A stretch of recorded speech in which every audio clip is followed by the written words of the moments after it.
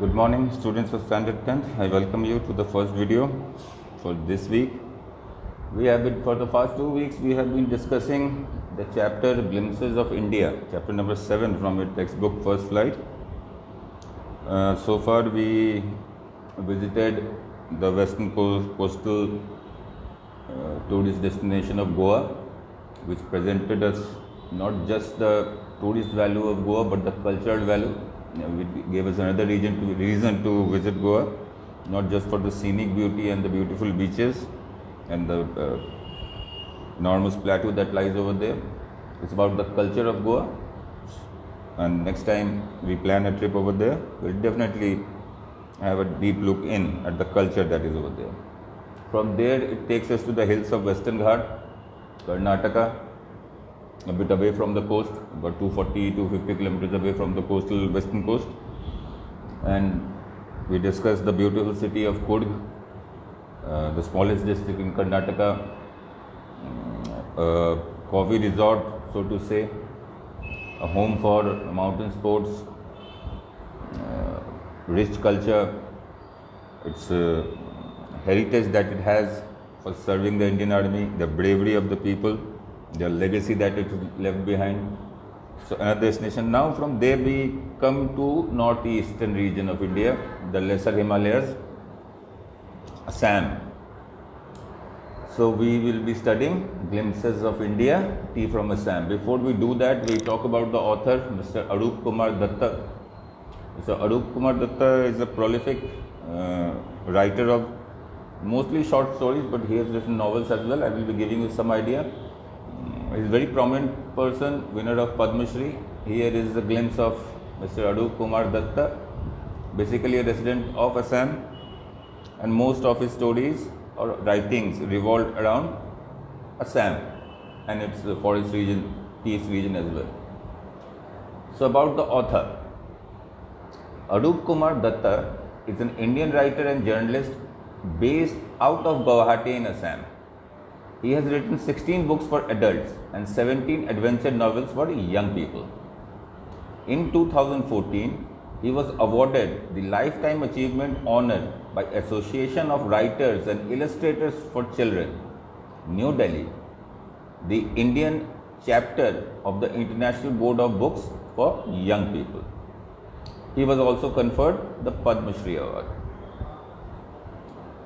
Now about his books that I recommend you to find and go through it. These are most interesting books, and it will raise your curiosity to a level that you will actually want to visit those places. Now the Kaziranga Trail is a beautiful description of the animal reserve. The Blind Witness is also a thriller, but associated somewhere around Assam and Nagaland. Then there is books by author fiction, which includes this one, Tea from Assam. It has been picked by books by author. He has created hypothetical situations and presented simple things in such beautiful way that it draws the curiosity of readers. And then book by author, he has made a collection of non-fiction, his personal experiences, his friends' experiences, or things that he found interesting. So these are the books I recommend for you to go through. If you go through this chapter, as we will be going through, you will see he basically uses simple language but captivating one. Although he takes he just places mere conversation between two people, and lots of interesting information is shared. And the nature of informations are such that it makes you curious to know more about it. Now see, who would write a short story on tea? It's not about, with a non-fiction feel. Two people having conversation over tea. Tea, the most consumed beverage, we consume it. At the most, we say whether it is from Assam or from Darjeeling. The teas from Assam are supposed to be stronger. They have smaller grains. It has a very strong feeling.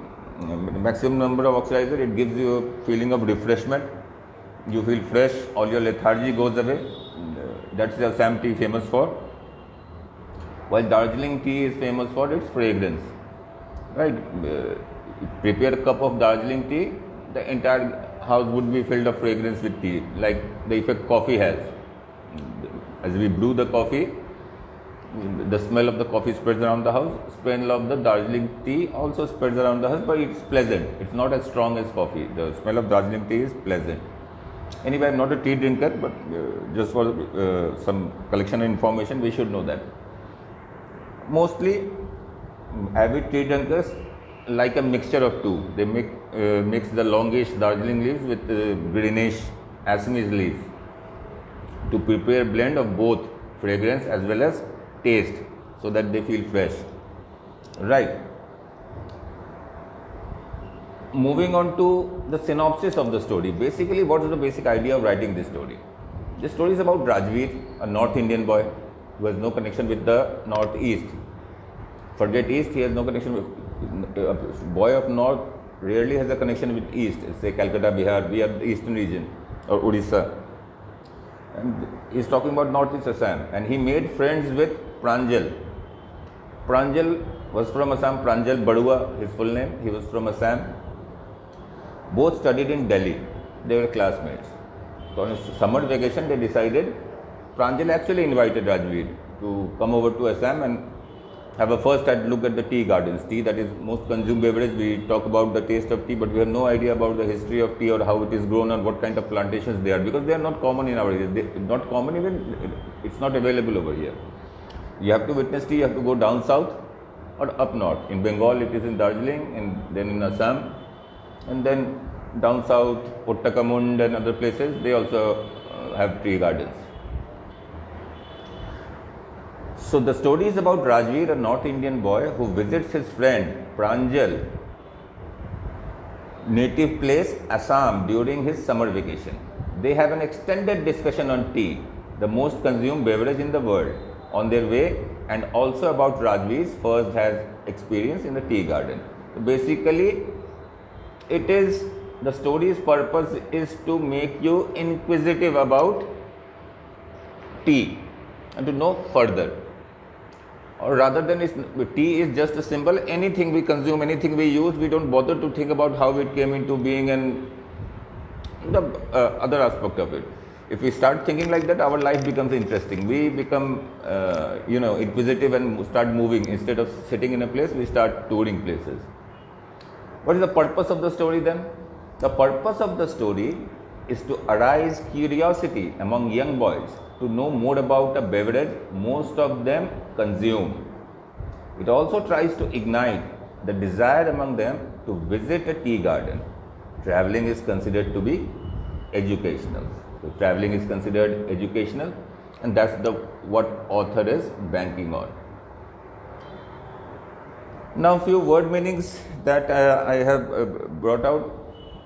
Pulled out, verb plus preposition, it becomes a phrasal verb, which means to leave, or pulled out is in past tense, so it means left.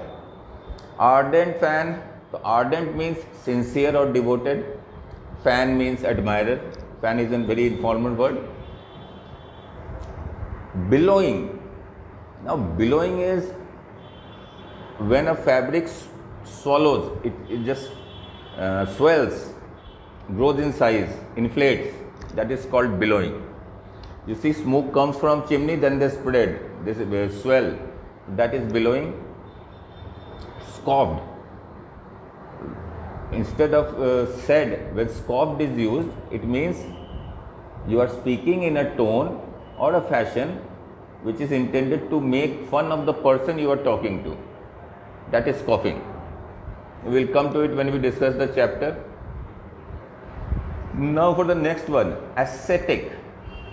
Ascetic is a monk or like a monk. He lives an ascetic life. It means he lives a life like a monk. Or I met an ascetic outside the gate. I met a monk outside the gate. Ascetic is used for both. Depending on the sentence, we use the meaning likewise. Banish. Banish means banishment. You must have said earlier days, in the days of kings and queens, somebody who was spared of death sentence were banished from the city to have been sent away as a punishment. They were not allowed to come back. That is banishment. Now, weird. cars veer, it means to change direction. When you veer, you change direction. Prune, we clip our nails, we trim our hair. Similarly, we prune plants. We trim the twigs so that the plant grows in a particular shape. That is pruning. To prune means something trimmed, a plant trimmed in a particular shape. Cattle bridge. Name might suggest that bridge meant specifically for cattle. But a cattle bridge actually is which does not allow cattle to cross. So you must have seen in the houses or petrol pumps mostly where you will see pipes are laid down at the entrance, right? Round circular pipes with gap in between them. So a man can walk over it, our vehicles can cross it, but the animals' feet get stuck in it, so they can't cross. So that bridge, that arrangement is called a cattle bridge. I will try to show you one cattle bridge when I get to the video. So this will be all for the first one. Thank you. Thanks for watching.